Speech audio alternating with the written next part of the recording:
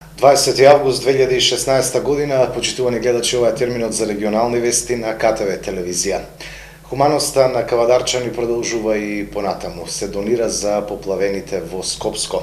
Фен Индустри денеска испрати по голема количина на храна, средства за лична хигиена и дезинфекција и кебиња за поплавените граѓани на 6 август годинава во Скопско. Хуманитарна помош со 1500 пакети храна, исто толку пакети со средства за лична хигиена и дезинфекција и 1000 кебиња. Денеска од кругот на фабриката за производство на фероникел Фен Индустри од Кавадарци замина за Скопје како помош за поплавените граѓани. Помошта е испратена во координација со Општинската организација на Црвен крст Кавадарци. Фен Индустри АД Кавадарци како општествено одговорна компанија е во можност и ќе донира 1500 пакети со храна, 1500 пакети со средства за лична хигиена и дезинфекција и 1000 кебиња.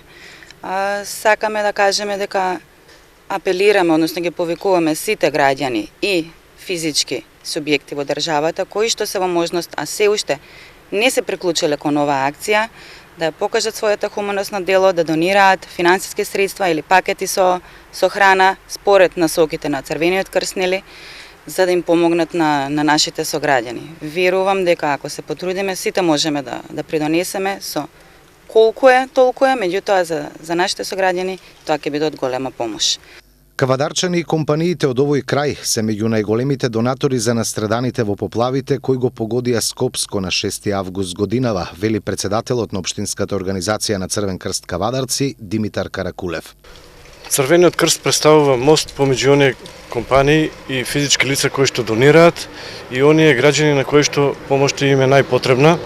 Денес се наоѓаме во фабриката Фен Индустри, каде што оваа компанија донира една поголема количина, можеби и најголема на ниво на Република Македонија, и ние како Црвен крст Кавадарци навистина сме горди што токму од нашиот крај потекнува една ваква компанија која што донира за поплавените и настраданите од поплавите во Скопско. Ова уште еднаш нека представува повик до сите останати поголеми компании кои што се на рангот на Фен Индустри, па и на помалите, бидејќи секоја помош, па и најмала е добре дојдена, да ја покажат својата хуманост и солидарност на дело, уште еднаш да донираат и да помогнеме сите заедно на оние на кои што помошта им е најпотребна. Сите хумани граѓани можат да донираат и понатаму. Помошта можат да ја предаваат во просториите на Општинската организација на Црвен крст Кавадарци.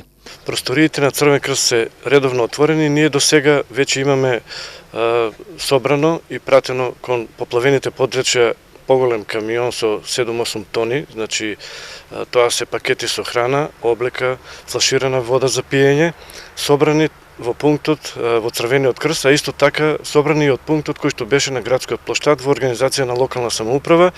Ова е веќе втора поголема пратка, значи на вистина завидна количина, а исто така претходно можеме да ги спомнеме и донациите кои ги донира компаниите Кожувчанка и Горска вода, значи тоа беа уште првиот ден после поплавите, флаширана вода, и така можам да кажам дека заокружено компаниите од нашиот крај можеби се и на прво место, иако тука нема некој надпревар, меѓутоа сакаме да ги поттикнеме сите останати градови, субјекти во Република Македонија да се приклучат кон собирањето на хуманитарната помош, бидејќи иако званично со понеделник завршува собирањето на хуманитарната помош, односно се затвораат телефонските линии, меѓутоа продолжува и понатаму собирањето на помошта која што им е потребна и во оваа втора или трета фаза од поддршката на поплавените.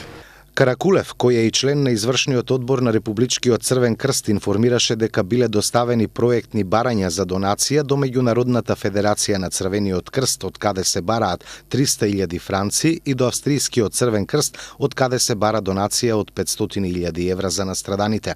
Според информациите од председателот на Кавадаречкиот Црвен крст, досега биле собрани над 700.000 евра од граѓаните кои уплатиле на сметката за помош на настраданите или пак се јавиле на телефонскиот број за донации 143400.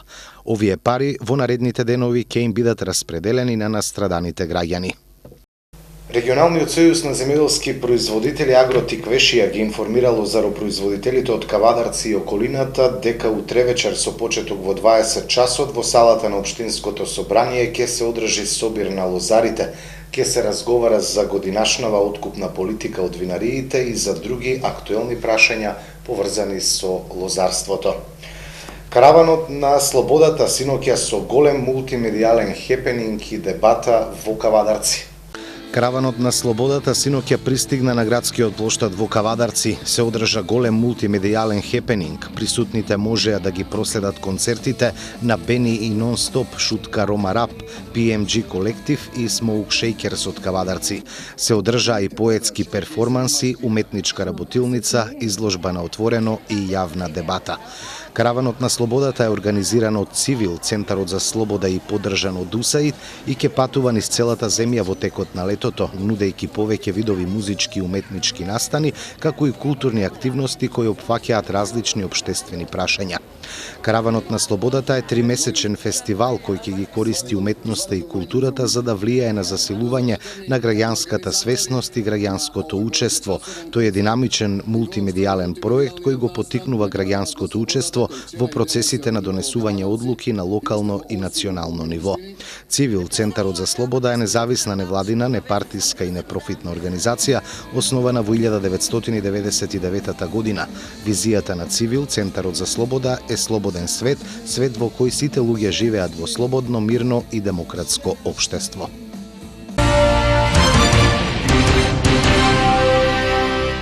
Непријавените гласачи од листата на Државната изборна комисија ќе имаат време од 15 дена по распишувањето на парламентарните избори да го регулираат правото на глас. Оние 30.502 кои досега граѓани не се пријавиле, а се нашле на листата на спорни гласачи на ДИК, тоа ќе можат да го сторат дополнително откако вчера по истекувањето на рокот Државната изборна комисија одлучи истиот да го продолжи. До вчера во Државната изборна комисија се пријавиле само 1/4 од спорните гласачи или 8.922 граѓани. По заклучувањето на избирачкиот список, непријавените гласачи ќе бидат избришани од списокот. На 25 и 26 август во рамките на Топол културен бран Кавадарци ќе биде домаќин на джез фестивал Кавадарци Джез Самит 2016. Во рамките на меѓународната ликовна колонија Кавадарци Михајлово 2016, која стартува вечерва, на 25 и 26 август ќе се одржи джез фестивалот Кавадарци Джез Самит 2016. Планирано е фестивалот да започне на 25 август во 21 часот во хотелот Унипалас 2, каде е лоцирана и ликовната колонија. Според предвидената програма, на 25 август ќе настапат Тони Китановски трио и Летечки пекинезери, а на 26 август Fantastic Coalition од Србија и Сашо Поповски трио. Фестивалот е во рамките на топлиот културен бран, а во организација на градоначалникот и локалната самоуправа Кавадарци и Домот на културата Иван Мазов Климе од нашиот град.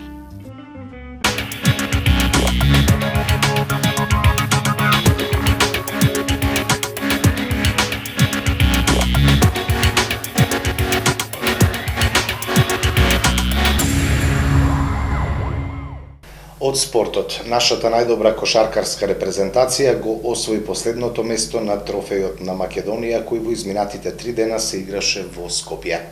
Македонската кошаркарска репрезентација го претрпе и вториот пораз на силниот меѓународен турнир Трофеј на Македонија, кој во изминатите 3 дена се играше во спортскиот центар Јане Сандански. Нашиот национален тим во последниот меч на турнирот загуби од селекцијата на Босна и Херцеговина со резултат 75-69.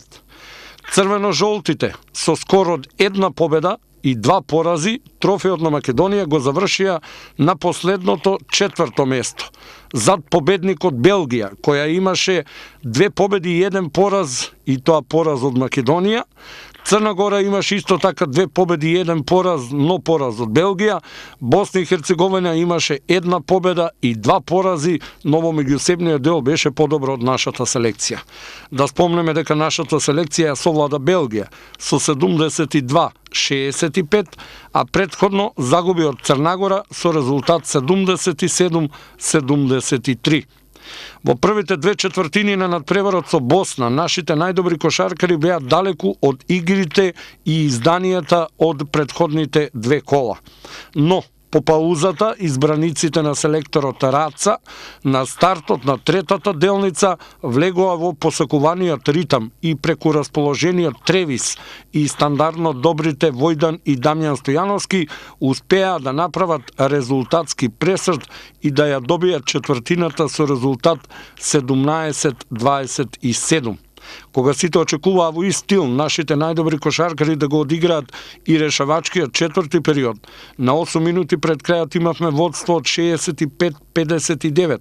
Кошаркарите на Босна направија серија од 12-0 и стигнаа до водство од 71-65, кое знаеа да го сочуваат до самиот крај на средбата.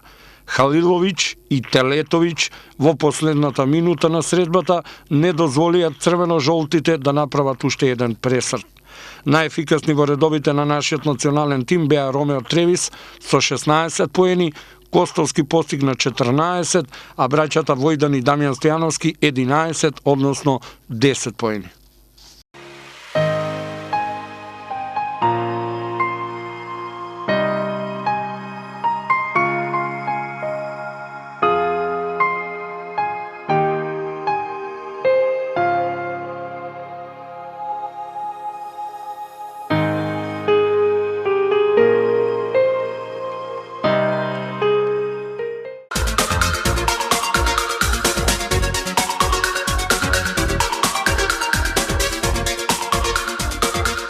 Следува и временска прогноза.